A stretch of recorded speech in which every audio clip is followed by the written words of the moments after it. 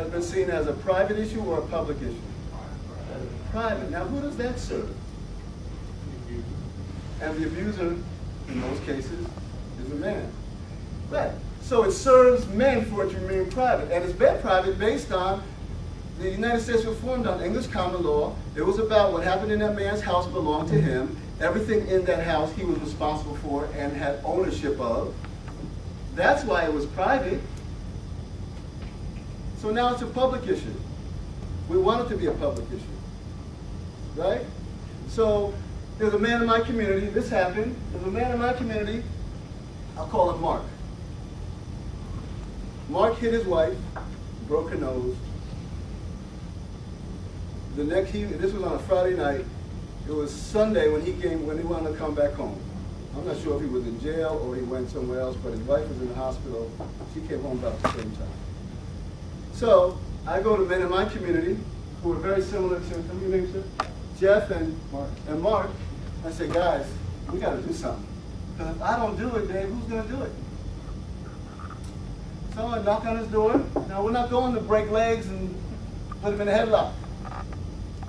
We're going there in love and in peace and saying, Mark, men in this community don't behave that way. You need to stop it. That's it.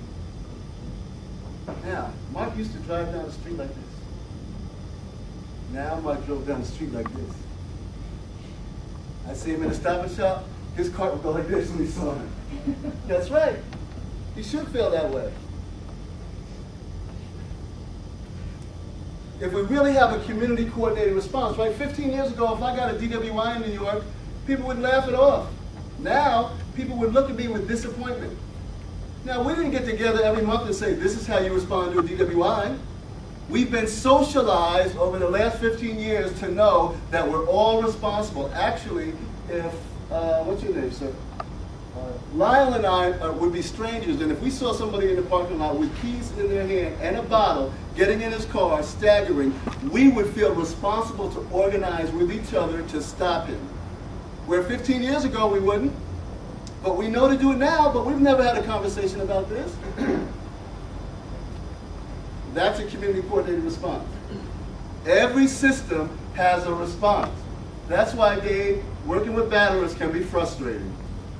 I did it for 12 years, the largest program in the United States. We used to have 500 men a week in this program, all mandated. 500 men a week. And it became clear that they weren't much different from me either.